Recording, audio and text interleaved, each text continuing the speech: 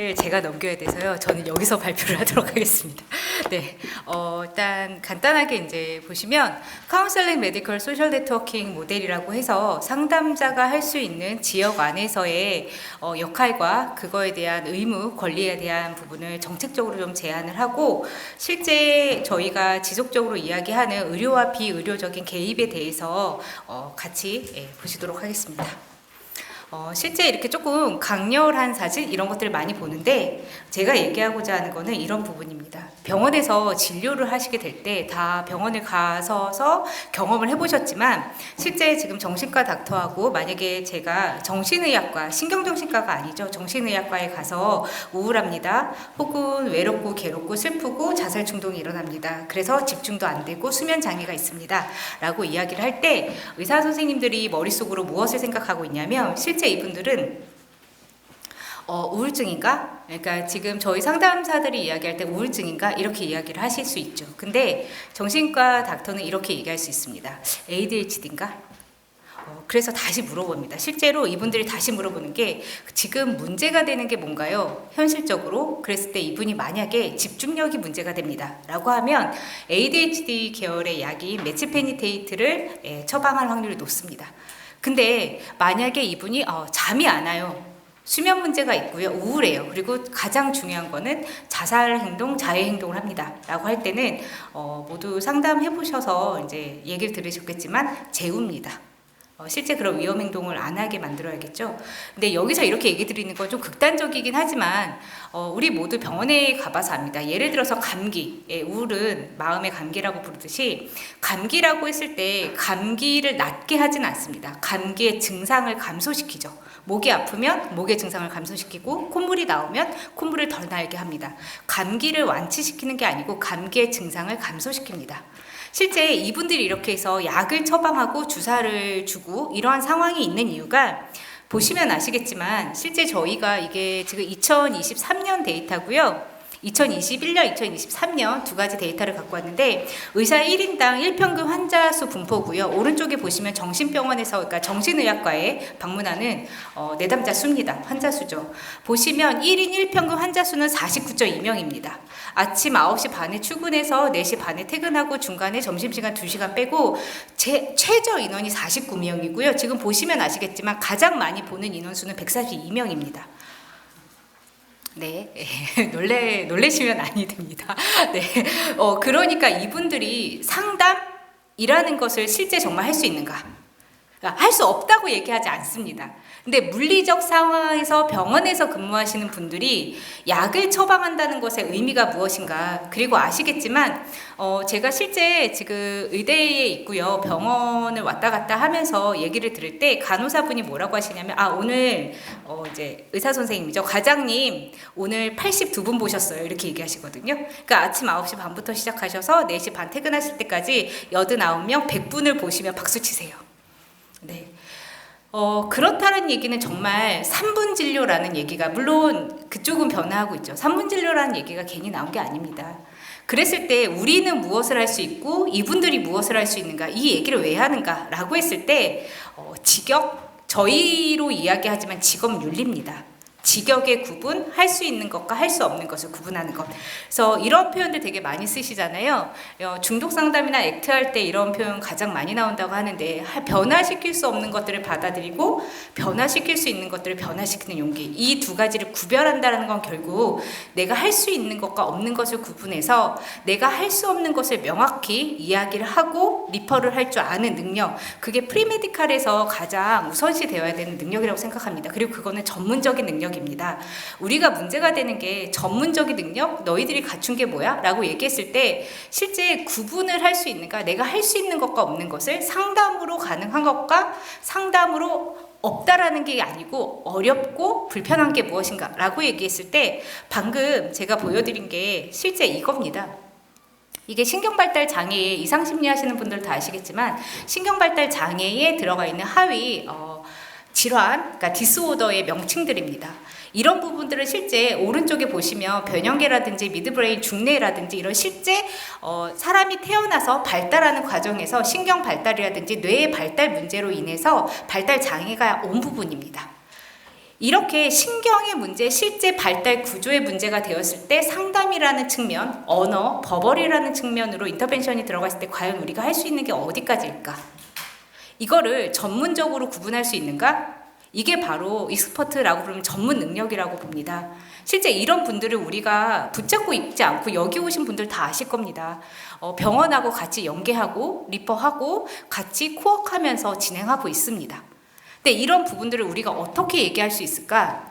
근데 중요한 부분은 이게 직역으로 구분이 되면 저희가 이야기할 수 있습니다. 아, 오셨습니까? 그럼 병원으로 연계하고요. 이 부분에서는 상담이 가능하고 이 부분은 병원과 함께 의료와 함께 혹은 다양한 치료와 함께 같이 가셔야 됩니다.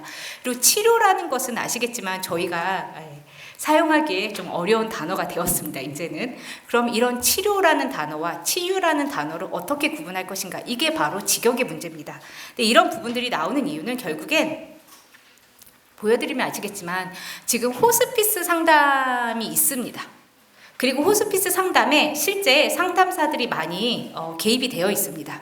그러니까 호스피스 병동, 요양병동 이런 병동에 상담사들이 많이 들어가 있습니다. 근데 중요한 건 뭐냐면 상담사들이 현재 들어가 있다고 해서 상담사들의 직역이 인정됐느냐? 이 부분은 생각해 보셔야 됩니다. 이유는 지금 보시면 아시겠지만 현재 호스피스 법적 직역 조건이 의사, 간호사, 사회복지사입니다. 상담사 없습니다. 왜? 상담사는 법으로 인정되는 직업군이 아닙니다. 여기서 법으로 인정된다는 건 뭐냐면 상담사라는 상담 법안이 없기 때문에 저희가 직역으로서 인정될 수 있는 한계가 존재한다는 것입니다. 그래서 지금 계속 얘기 드리시잖아요. 저희의 주소를 찾아가자, 저희가 할 수 있는 일을, 권리와 의무를 찾자, 이런 얘기를 할 때 호스피스 실제 법적 직역 조건 저렇게 세 가지고요. 여기서 나오시면 보시겠지만 정신보건관리사, 이렇게 정신건강전문요원이라는 단어가 있습니다. 실제. 근데 여기서도 역시 보시면 아시겠지만 정신건강전문요원은 전문 분야에 따라서 정신건강인상심리사, 정신건강간호사, 정신건강사회복지사가 있고요. 정신건강작업치료사가 있습니다. 정신건강작업치료사 들어본 적 있으십니까? 작업치료사, 물리치료사 하시는 분들이 앞에 정신건강을 붙인 겁니다. 작업치료사, 물리치료사 하시는, 그러니까 그분들의 직역에 대한 얘기가 아니고요. 그분들이 하시는 일 중에 정신건강 작업치료사가 있고요. 이 분들이 실제 저희가 하는 상담 역할을 안에 들어가서 하시기도 합니다. 저 되게 죄송한데 이분이 이럴 동안 우리는 뭐 했을까요? 이거 법적 직역 구조 안에 들어가 있습니다. 보시면 아시겠지만 정신건강사회복지사도 사회복지 서비스 지원에 대한 상담과 안내 이렇게 되어 있습니다. 직역과 법으로 이미 각자의 역할들과 직역 전문 역할들을 하고 있습니다. 이제는 더 이상 저희가 더 이상 늦추면 안 될 거라고 저는 생각합니다. 그래서 다 여기 모인 거고 모이신 거라고 생각합니다. 그래서 실제 보시면 그럼 정말로 이러한 우리가 직역을 인정받고 혹은 직업 이런 상담사 법안 그리고 상담사의 권리와 그다음에 직업의 구분 이런 것들을 할 수 있는 게 무엇이 있을까라고 좀 생각을 해봤더니 다들 아시고 계시겠지만 이미 지역 커뮤니티 케어에 상담사들 많이 들어가 있습니다. 그리고 그 열악한 처우를 견디면서 굉장히 열심히 일하고 있으십니다. 그래서 이런 부분에 있어서 그럼 우리는 무엇을 할 수 있을까? 체계를 시스템을 구축하는데 우리가 어떻게 들어갈 수 있을까라고 보시면 실제 이제 쭉 나와 있지만 이제 정부 관심 있는 주제 정책과 그다음에 상담사 분들이 지금 들어가 있는 역할들을 좀 제가 확인해봤습니다. 했더니 노노케어라고 아실 겁니다. 고령자 대상으로 해서 고령자 대상으로 고령자가 케어를 하는 겁니다. 근데 중요한 거는 그러다 보니까 고령자 케어에 있어서 이분들이 마음을 다치는 일이 많습니다. 근데 이분들을 또한 케어하실 수 있는 역할을 하는 직역군이 없습니다. 그래서 이 부분에 대한 관심도 높아가고 있고요. 그러니까 이걸 보여드리는 이유는 지금 지역 커뮤니티 내에서 사회복지사라든지 의료 지원이라든지 이런 부분들은 되고 있는데 공식적으로 상담사라든지 상담 지원이라든지 이런 부분들은 많이 존재하진 않습니다. 그래서 정책적으로 만약에 시스템이 구축이 된다면 상담사 역할로서 상담사가 들어갈 수 있는 부분들을 찾아서 들어갈 수 있는 부분도 있다고 생각합니다. 그리고 확실히 공동 개입을 했을 때 더 나은 효과와 영향을 미치고 있다고 봅니다. 예를 들어서 다 아시는 부분이에요. 실제 상담이 그럼 상담사 개입이나 상담 시스템이 없냐? 아닙니다. CYS 넷이라든지 지역 커뮤니티 케어하고 같이 연결되어 있는 네트워크망이 존재합니다. 여기에 실제로 직역으로 명확하게 상담사가 들어가 있어야 된다고 생각합니다. 그래서 이런 시스템 구축에 상담사 개입이라든지 상담사 역할이 어떻게 되어 있어야 되는지 확인을 할 필요가 있지 않을까라고 생각을 하고요. 실제 이 사례는 공개가 되어 있는 사례이기 때문에 제가 보여드리면 13세 청소년이고 자해 문제로 위기상담센터 즉 건강가정지원센터로 연계되죠. 학교 내에서 자해 사건을 일으켰기 때문에 이때 붙는 게 사회복지사 건강지원센터입니다. 근데 이 학생에게 정말 필요한 것이 무엇이었을까라고 했을 때 13세 청소년 다 아실 겁니다. 부모라든지 이런 부분들이 케어가 필요한데 실제 부모 케어에 있어서 어려움이 있습니다. 한계가 있죠. 이럴 때 공동 네트워크망으로 그 지역의 상담사와 의료와 사회복지와 다양한 시스템이 구축이 된다면 그 지역에 있는 건강한 마음 건강을 위한 관리 시스템이 구축이 될 거라고 생각을 합니다. 그래서 이런 부분에 대한 이야기를 하고요. 상담사는 개별적이고 직역 외로 논의가 되어 있었다. 그렇기 때문에 실제 커뮤니티 케어에서는 이렇게 체계적 지원 과정 경험이 있음에도 불구하고 법적으로 보장을 못 받고 있기 때문에 제외되는 역할들이 많다라는 걸 얘기 드리고, 이거는 아까 양종구 교수님께서도 보여드린 것처럼 실제 우리나라가 앞으로 어떻게 가야 되냐, 삶의 질 증진, 인권 증진, 그러니까 건강한 사람들을 대상으로 이런 표현들이 되게 많이 있습니다. 그랬을 때 우리가 할 수 있는 게 뭐냐? 프리메디컬 입장에서 메디컬 쪽으로 연계하는 것, 정책적으로 지역사회에서 구축을 했을 때, 시스템 구축을 했을 때 상담자가 들어가서 할 수 있는 역할을 찾는 것, 이런 부분들이 앞으로 재현이 되어야 할 것이라고 생각합니다. 그래서 실제 재난시 또 이런 얘기들도 많죠. 재난시에 있을 때 의사랑 사회복지사가 들어가면서 심리지원이라고 부르는 상담사 개입이 있을 때 더 효과가 있다라는 것이 많이 연구에서도 드러나고 있습니다. 그래서 저는 마지막으로 통합 시스템에서 일할 수 있는 인력, 여기에 상담사 교육 프로그램이 들어가면서 상담사가 전문 인력으로 서로 인정받을 수 있고 서로 일을 할 수 있는 그런 분위기와 그다음에 직역 보장 체계가 실시되어야 된다고 생각합니다. 이걸 위해서 더 높은 상담사 교육 질도 보장이 되어야 되고 교육 시스템도 안정적이게 보장이 되어야 된다고 생각합니다. 그리고 이를 위해서 더 많은 상담사분들이 다 같이 합심해서 노력해야 된다고 생각합니다. 여기까지입니다. 감사합니다.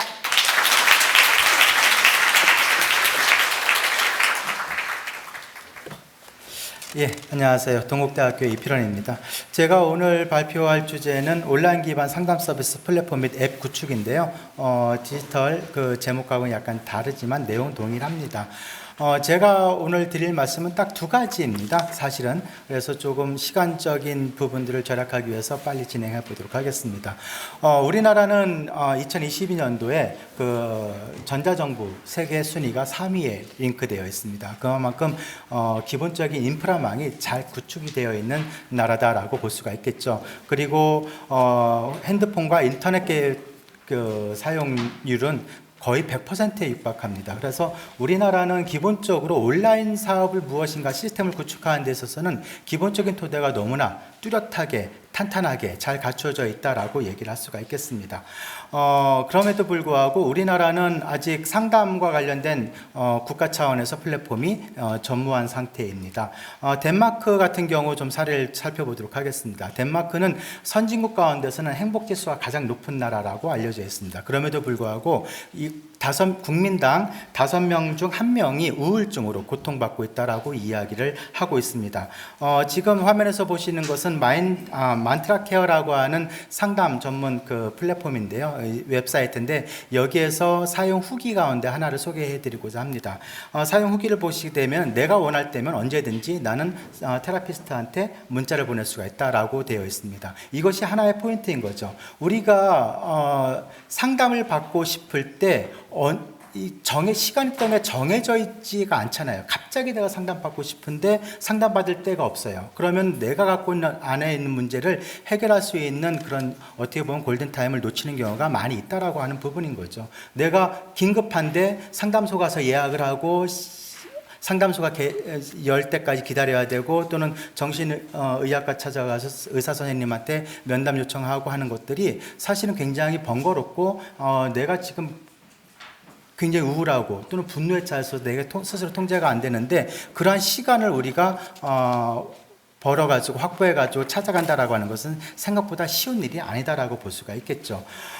덴마크에서 이런 그 온라인 테라피를 이용하는 사람들이 굉장히 많이 있는데 성인 4명당 1명이 이용하고 있고 그 이용자 수는 계속 증가하고 있다라고 알려져 있습니다. 그 증가의 이유를 원인을 좀 살펴봤는데 일단 편리함과 접근성입니다. 시간과 장소를 구애받지 않는다라고 하는 부분인 거죠. 그리고 익명성이 보장된다라고 하는 거예요.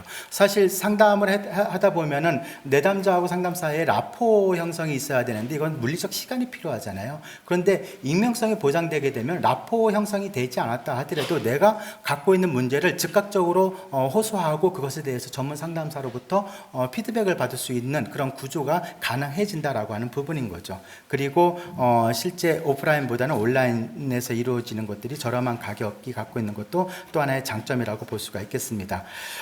그 다음으로 넘어가 보면 2009년도에 유럽의 직업 관련 그 상담 센터가 있는데 그곳에서 유럽에서는 이미 명백한 어떤 공감대가 형성이 되어 있다라고 하는 거죠. 뭐냐 하면 상담이라고 하는 것이 넓게 보게 되면은 평생교육 그리고 개인의 그 어떤 커리어와 관련된 그 매니지먼트에 있어서 상담이 굉장히 핵심적인 역할을 할 수 있다라고 하는 부분이에요. 그런데 이런 부분들은 우리가 경력 관리라든가 평생교육 차원뿐만 아니고 개인적인 정신건강, 마음건강에 있어서도 굉장히 중요한 핵심 키워드가 바로 상담이다라고 볼 수가 있을 거고요. 그래서 덴마크는 청소년들과 관련된 그런 시스템 구축에 10년 동안 정부가 구체적으로 노력을 기울였다라고 하는 부분들이 소개가 되어 있습니다.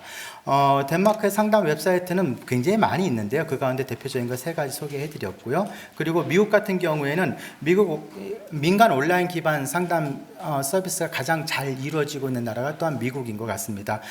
그 가운데 첫 번째 톡스페이스하고 베러헬프라고 하는 이곳이 가장 많은 사람들이 이용하고 있는 것인데요. 앱도 굉장히 잘 갖추어져 있어서 원할 때면 내가 언제든지 상담을 받을 수 있는 그런 시스템이 잘 갖추어져 있습니다. 그리고 대부분은 심리 의료 상담 의료 전문가들이 같이 협업할 수 있는 그런 시스템을 갖추고 있는 것도 하나의 특징이라고 볼 수가 있겠습니다. 우리나라에서 발표된 논문에서 이제 비대면 상담 프로그램의 유용성과 제한점에 대한 이야기를 하고 있는데요. 유용성은 비대면이 주는 심리적 안정감이라고 하는 것을 첫 번째로 꼽고 있고요. 두 번째는 클라이언트가 자택에서 자기가 원할 때 참여할 수 있다라고 하는 부분, 그리고 대면 상담에서 활용되는 그런 그 상담 기법이 비대면에서도 그대로 활용될 수 있다라고 하는 것이 이제 장점으로 부각이 되고 있습니다.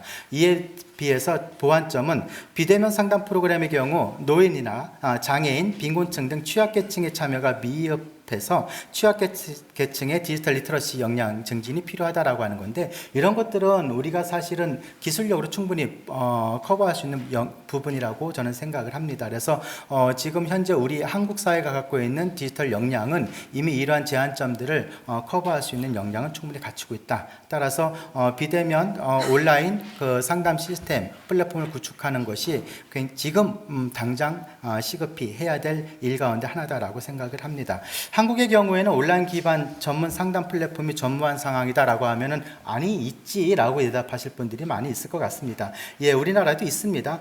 마이 카운슬러라든가 크몽, 승고, 네이버, 엑스퍼트 등이 있는데 마이 카운슬러 같은 경우가 이제 대표적인 예가 될 테고요. 그리고 앱 가운데서는 마인드 카페라고 하는 앱이 있는데 100만 이상이 이제 다운로드 받아가지고 사용하고 있는 것으로 알려져 있습니다. 그래서 우리나라도 이미 이 온라인에서 상담을 받고 싶어하는 사람들은 넘쳐나고 있다라고 하는 점을 우리가 확인해 볼 수가 있겠습니다. 자, 이제 구체적으로 제안을 드리려고 하는 내용입니다. 앞에 정문주 교수님께서 말씀하셨지만 상담하고 의료라고 하는 이 영역이 사실은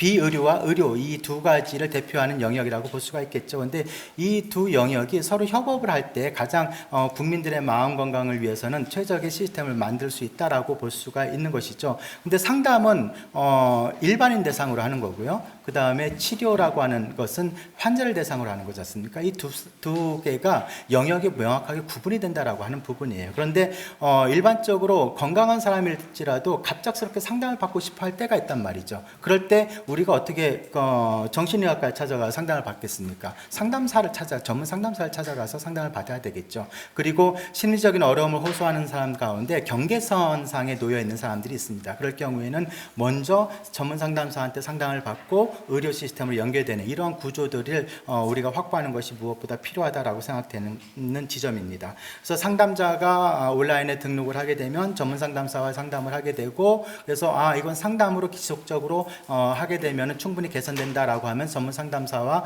관계를 가지면 되는 것이고요. 그렇지 않으면 전문 상담사가 의료 시스템으로 연결을 시켜줘 가지고 약물 치료라든가 적절한 의료적 행위를 받을 수 있도록 도와주면 되는 것이죠. 그런데 이것은 반대도 포함이 되는 겁니다. 정신의학과에 찾아와서 상담을 받는데 무조건 약물부터 투여하는 것이 아니고 이 부분은 상담이 먼저 필요합니다라고 해서 상담 쪽하고 연계해가지고 이 프로그램을 돌릴 수 있는 체계만 갖춰진다고 한다면은 국민들의 마음 건강을 위해서는 굉장히 바람직한 시스템이 아닐까 생각이 듭니다. 온라인 기반 상담 플랫폼이 구축해야 될 것은 지금 너무나도 뚜렷한 그 근거를 갖고 있는 거죠. 묻지마 폭행의 사건이 매일 3건씩 발생된다고 하는데요. 이것은 통계인 거고요. 사실은 그 다음 페이지에 보시게 되면은 올해 상반기에 제3자 대상 분풀이가 861건이라고 합니다. 한 달 평균 140건이에요. 그러면 가해자, 피해자 양쪽에 직접적인 관련자 5명씩 하면은 10명이면은 한 달에 1,400명입니다. 1년이면 15,000명, 6,000명이 넘는 거죠. 그런데 그 주변에 간접적으로 연루되어 있는 사람들까지 포함하면 상담을 필요로 하는 사람들은 훨씬 더 기하급수로 늘 수밖에 없다라고 하는 부분입니다. 그래서 저는 두 번째입니다. 첫 번째는 상담과 의료가 협업해야 되는 시스템을 갖춰야 된다는 거고요. 이러한 플랫폼을 국가가 운영해야 된다라고 하는 부분입니다. 이미 상업 시장에서 이 상담에 대한 온라인 서비스가 진행되고 있지만 들어가 보시면 아시겠지만 상담료가 10만 원에서 8만 원 정도로 형성이 되어 있습니다. 지금 당장 내가 상담이 긴급한데 돈 지불하고 이러한 과정을 거치는 것보다는 국가가 이런 상담 시스템을 구축해가지고 긴급 버튼을 누르게 되면 언제 어디서든지 상담을 받을 수 있는 그런 시스템이 구축이 된다면은 실제 정말 필요한 때 상담을 받아서 어떤 그 범죄를 예방할 수 있는 그런 효과를 거둬들일 수 있다라고 하는 부분인 거죠. 이미 사건이 벌어지고 이것을 수습하려면은 사회적 비용이 굉장히 많이 들어갑니다. 그런데 우리는 예방이 필요한 시점인 거죠. 그런데 예방을 해가지고 아무 문제가 안 일어나게 되면은 그 돈을 왜 투자하지라고 생각하지만 사실은 그 돈이 투자되었기 때문에 사고가 발생하지 않는 것이고 피해자가 발생되지 않고 가해자가 발생되지 않음으로써 우리 사회가 전반적으로 행복 지수가 높아질 수 있는 그러한 기반이 다져진다라고 볼 수가 있을 것 같습니다. 그래서 저는 이 두 가지 국가가 상담 플랫폼을 전문적인 상담 플랫폼을 구축해야 되고 그리고 그것은 상담과 의료가 협업 체계를 갖춰야 된다라고 하는 것을 중심으로 발표를 드렸습니다. 이상 발표를 마치겠습니다.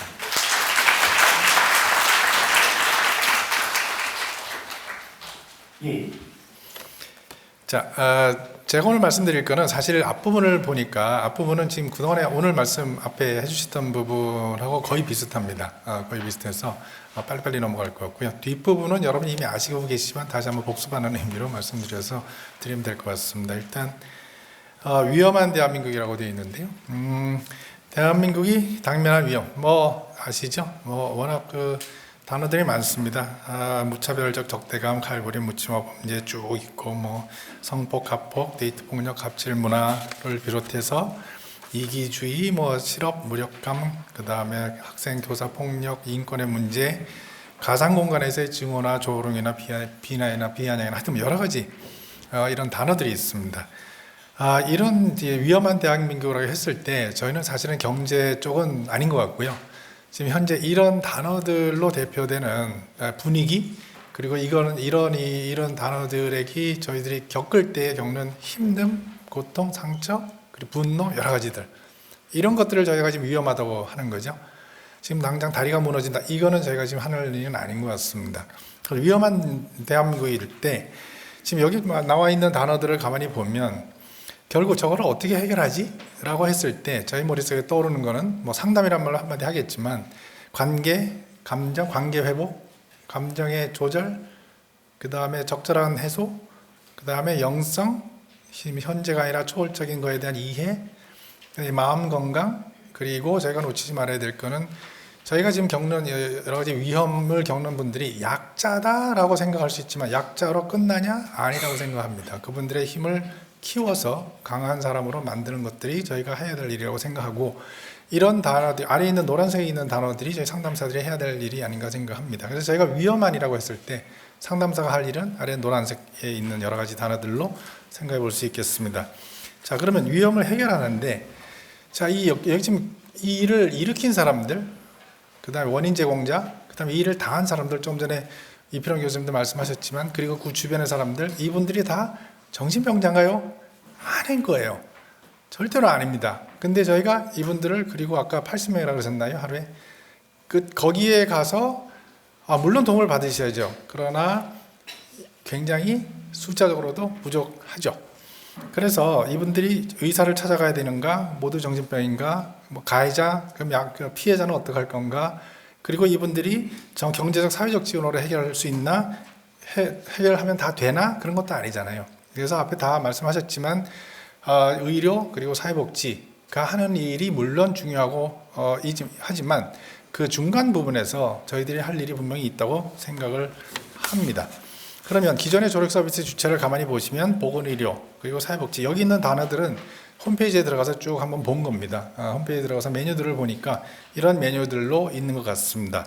그러면 이 아까 말씀드렸던 노란색 단어들은 누가 할 수 있나요? 라고 하는 질문을 할 수가 있고요.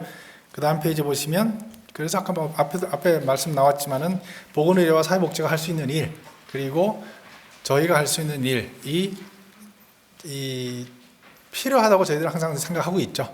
그리고 그 사이에 그 다음 페이지를 보시면 표로 나와 있는데 문제는 정신병리, 의료는 정신병리, 사회복지는 경제, 사회, 제도적인 결핍, 결여, 그리고 전문 상담은 아까 말씀드렸던 어려움들, 그리고 방법은 진단, 약물, 단기적 면담, 그리고 사회복지는 직접 지원해야 정책적인 지원, 그리고 전문 상담은 장단기 상담 서비스와 전문 영역별 상담 서비스로 정리할 수 있을 것 같습니다. 자, 그러면 저희가 이제 협력이라고 하는 얘기 하잖아요. 협력과 통합. 거기서 한 가지 놓치지 말아야 될 것은 협력이 되는, 저희 여러분들 잘 아시죠? 저기 협력을 하려면 뭐가 먼저 우선이 돼야 돼요? 각자가 구별이 먼저 돼야 그 다음에 협력을 할 수 있잖아요. 구별이 되지 않은 상태에서 협력은 저희들 뭐라 그래요? 종속이라 그러거나 하여튼 애매모호하다 이렇게 되잖아요. 확실히 영역을 구분하고 그리고 서로 무엇을 주고받을 수 있는지를 정리하고 그것을 하나의 구조와 제도로 만들어가는 것을 소위 어려운 말로 저희가 제도화라고 하고 체계라고 하는 것 같습니다. 그래서 저희가 지금 바라는 건 협력합니다. 그러나 그 전에 일단 구별을 하고 각자가 가지고 있는 강점을 확인하고 그 다음에 무엇을 주고받을 수 있는지를 제도적으로 업적으로 정해놓으면 좋겠다 하는 게 저희들이 지금 바람입니다. 자, 그 다음에 이제 협력하는 통합, 오늘 통합에 대해서 얘기를 하고 있는데 뭐 1대3, 1대5의 개입이라고 했는데 이건 옛날에 들은 얘기입니다. 뉴욕인가요? 제가 기억하는 뉴욕으로 알고 있는데 거기서 한 사람의 어려움이 있으면 3명 또는 5사람이 찾아간다고 하더라고요. 그 5사람에 속한 사람들이 의사, 전문상담사, 사회복지사, 종교인, 변호사 필요할 때는 그렇게 해서 5사람이 찾아가서 소위 융단폭격이라고 할까요? 그런 식으로 동시에 개입하는 것에 대해서 마음이 열려 있는 것은 있으면 좋겠다. 그리고 이런 걸 시행하는 데도 있더라 하는 말씀을 드리고 싶은 거고요. 그리고 앞에는 말씀 나왔지만 치료만 할 건가? 예방도 중요하지 않을까? 사회적 비용이 오히려 줄어들지 않을까? 하는 생각도 해봅니다. 그 다음에 재난이나 외상사건이 일어났을 때 여러분 잘 아시잖아요. 처음에 의료가 먼저 들어가고 그 다음에 여러 가지 물품들이 들어가야 되고 그 다음에 일정 시간 이내에 저희가 상담사들이 잘 들어가서 도와드려야 외상으로 굳어지지 않는다는 걸 여러분 잘 아실 거 아닙니까? 그래서 저희들이 역할을 하는 것이 분명히 있다고 생각을 합니다. 자, 그런데 오늘의 전문 상담 어떤 위치에 있나 한번 보겠습니다. 각종 규정에서 상담의 기능은 언급하나 상담 주체를 명시하지 않는다. 아까 정문주 교수님 말씀대로 주소가 없다 하는 거죠. 기능은 많이 여기 들어가 있습니다. 그러나 누가 할래라고 했을 때 너도 나도 할 수 있다고 되어 있고 거기에 대해서 누가 제한을 하지 않습니다. 가까운 사람이 할 수 있습니다. 두 번째, 학부 대학원에서 인력 양성 중이나 자격으로 표준화되지 않습니다. 세 번째, 학교 단체에서도 전문가 양성 중이나 양성 과정이 비표준화되어 있고요. 그 다음에 양질의 양성 과정과 부실한 양성 과정이 혼재되어 있고요. 양성 교육 체제가 아닌 체계 밖에서의 개인 비용으로 자격증을 취득하는 현실입니다. 우리 다 알고 계시죠? 저희 학생들 고생 많이 하는 거 우리 다 알고 계시잖아요. 뭐 액수도 꽤 되더라고요. 근데 하여튼 이런 현실이고요. 그 다음에 부실한 민간 자격증이 난립하고 있으나 아무도 책임지지 않고 상담학계에서 힘을 모아야 하나 방향성이 있어서 갈등과 충돌이 있어 왔습니다. 그러나 아까 오늘 말씀 처음에 드렸듯이 저희가 오늘 30개 또 그 이상의 단체가 같이 힘을 모았다고 하는 게 그냥 우리 잘하자가 아니었고 구체적인 조건과 저희가 앞으로 나아갈 방향에 대해서 여러분이 같이 뜻을 모아주시고 뜻이라고 하는 막연한 것뿐 아니라 구체적인 내용에 대해서도 동의를 해주신 걸로 저희가 이해하고 있습니다. 그래서 해결 방향은 비어있는 아까 동그라미 3개 보여드렸을 때 비어있는 영역에 책무성 있는 전문적 조력 서비스를 위해서 전문 상담사의 국가 차원의 체계적 양성과 질적 표준화를 위해서 전문 상담사 자격의 법제화가 필요하다. 여러분 우리 뭐 다 아는 말씀이시죠. 그리고 통합된 목소리로 라는 말씀을 드리고 싶습니다. 그러면 쟁점에 대해서 상담학계의 협력과 통합, 이제 내부적인 얘기입니다.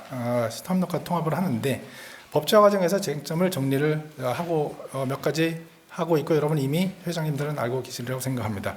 원칙은 특정 학과 중심이 아니고 프로그램 중심의 양성 과정으로 가면 좋겠다 하는 게 저희 방향이고요. 학과 경계를 두지 않고 교육과정 강화로 전문성을 제고한다. 그리고 여러 학과에서 현재 그러고 있죠. 여러 학과에서 배출되고 있는 전문 상담사를 배제하지 않고 통합하고 한다. 그리고 사실 관련 학과를 보면 학부만 해도 76개 이상이 되는 것 같고요. 그 다음에 대학원 하면 다 합치면 200여 개의 프로그램이 있는 것 같습니다. 그것을 인정을 하되 또한 그 프로그램 인증 제도를 저희가 도입을 해서 뭐 7년 만에 한 번씩 그러니까 방문해서 검토를 한다든지 저희 사범대 있습니다. 사범대 보면 무슨 교육과정 잘 운영하고 있는지 평가를 계속 하잖아요. 그런 식으로 평가도 하고 그런 인증기관을 두어서 각 프로그램을 평가하면서 저희가 점점 프로그램의 질도 높이고 하는 방향으로 가면 어떨까 합니다. 두 번째, 전문성을 어떻게 확보할 것인가. 저희 지금 조율되고 있는 방향은 교과목 이수, 그 다음에 실무수련, 국가시험 이렇게 3개의 중요한 조건이 있고요. 교과목 이수에는 전문상담 관련 이론, 윤리, 실습 그리고 어디서 이 양성이 이루어져야 되냐면 고등교육법에 따른 대학 및 대학원을 운영하는 프로그램에서로 가고자 합니다. 그리고 한국상담교육평가원 이거 어디 있는지 아세요? 저기 남산 밑에 없어요.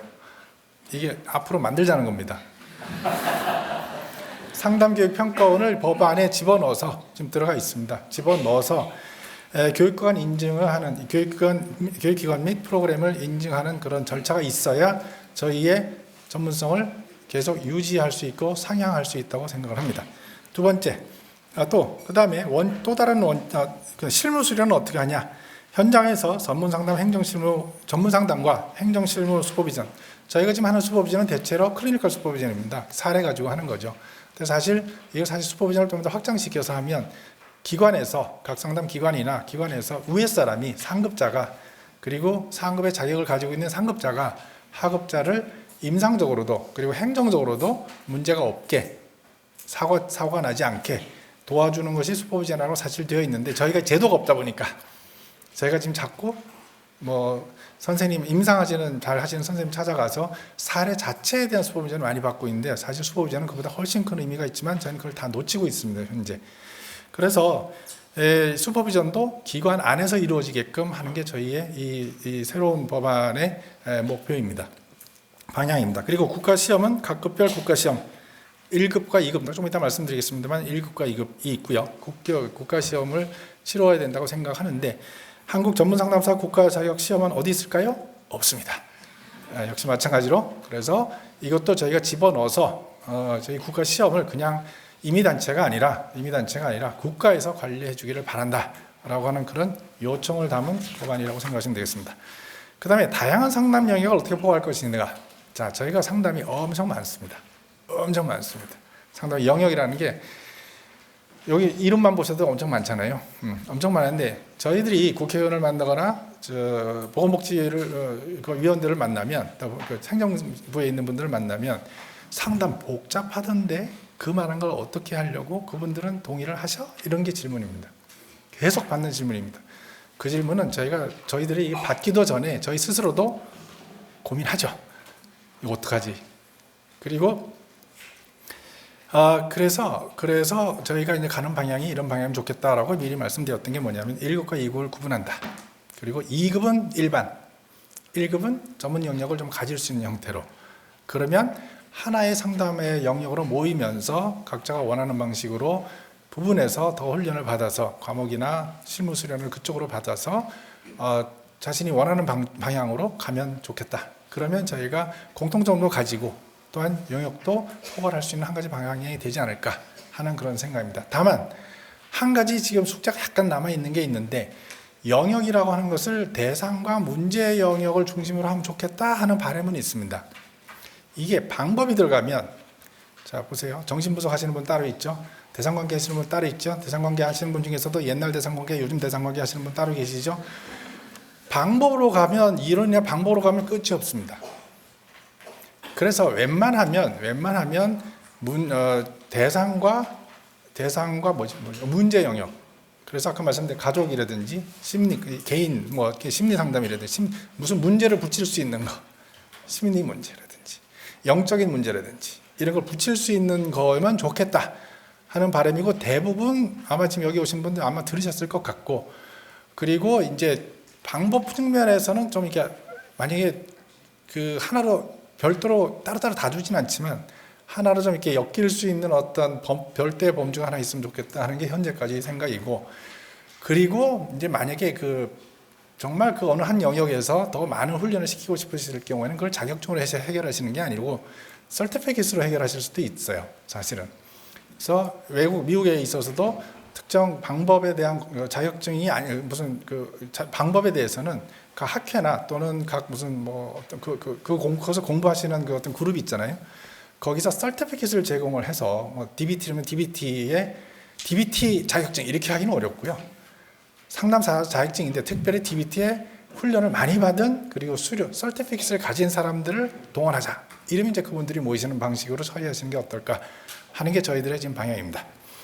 그 다음에 네 번째 전문 상담을 업으로 하는 기존의 상담 인력을 1, 2급을 구별해서 2급인 경우에는 대학 및 대학원에서 공통 필수 교과 한 5개나 7개 정도 플러스 실습 그리고 1급은 대학 및 대학원에서가 아니고 있구나. 대학 및 대학원에서 저런 공통 필수 교과와 전문 영역 교과가 있는데 학위 요건은 아마 그 2급은 학부 그리고 학부 플러스 학부나 대학원 또는 그 다음에 1급은 대학원 학위는 있으면 좋겠다 하는 게 바람이고 그러면 난 어떡하지? 오늘 없는데 그게 아니고 지금 그 경과 규정을 두어서 그 부분은 앞으로 해결해야 될 부분입니다. 그러나 앞으로 천천히 대학원을 하실 수 있게끔 만들거나 어느 일정 기간 이전에 가지고 계시는 분들은 인정을 해야 되거나 그거는 저희가 시행령에서 만들어야 되지 이 기본법에서 논의할 사항은 아닙니다. 그리고 실무 수련으로 2,000시간, 5,000시간 그리고 전문 영역 구분이 있다 없다.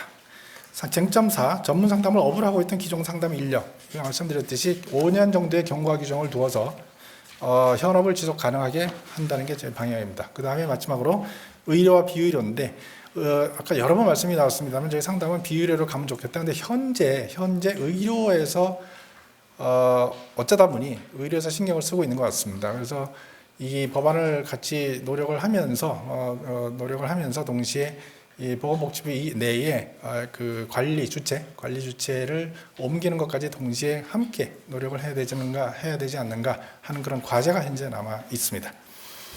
자, 그러면 그 다음 페이지가 하나 있나요? 그 다음 페이지죠. 예, 지금 저기 여러분 자료는 없으실 겁니다. 제가 어젯밤에 하나 집어넣었는데요. 이거는 이제 앞으로 우리 법안을 이런 방향으로 가면 좋겠다 하는 것에 대한 제안과 그리고 여러분께 미리 말씀드렸던 내용이기도 한데 상담 학계 내에 좀 그 현안이 하나 있습니다. 아까는 이제 법제화 과정에서의 현안이고 쟁점 정리인데 이제 조금 남은 주제가 하나 있는데 아까 말씀드렸듯이 현안이 과도한 자격증 취득 비용이 있잖아요. 사실 이 부분은 저희가 많이 부각을 시키지 않는데 이미 여러분의 눈치는 채우고 계셨을 거예요.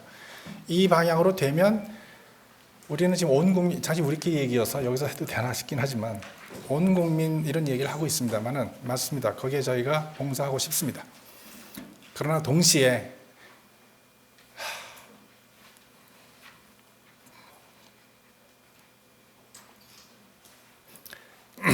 저희 내부적으로는 학생들 좀 잘 살면 좋겠어요. 비용 좀 덜 들으면 좋겠어요. 그래서 자격증 취득 비용을 대학원이나 대학원에 공급에 세율하면 좋겠다. 저희가 사실 이거 법안이 어떤 방식으로든지 통과가 되고 국가에서 이걸 담당을 하게 되면 학생들이 웬만하면 장기적으로는 지금 당장 되면 더 좋겠고 학교 안에서 교육받고 학교 안에서 실습받고 그러나 현재 인프라가 학교 안에서 실습 다 못합니다. 그러나 최소한 조금씩 늘려갈 수 있는 어떤 기초를 만들면 좋겠다는 그런 바람인 겁니다. 근데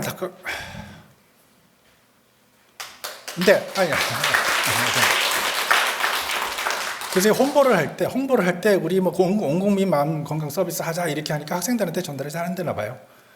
그래서 여러분들 비용 깎아주는 거야라고 앞으로 홍보하려고 그래요. 근데 어떤 경우는 본인들의 자격증 유지를 해야 되기 때문에 참여하기 어렵다는 분들이 계세요. 잘 되면 좋겠습니다. 근데 조금 길게 보실 수 있으면 좋겠다 싶습니다. 여기서 이러면 안 되는데 이게 나이 탓이에요. 호르몬 탓이에요. 그 다음에 상담 기능이 필요하다. 그런데 누구에 대한 답이 없다. 그래서 표준 교육 과정으로 전문 훈련을 받는 사람이라고 답하게끔 저희들이 함께 애써 노력하면 좋겠습니다. 자, 그래서 우리 다 같이 힘을 다 함께 모시면 좋겠습니다. 대단히 감사합니다.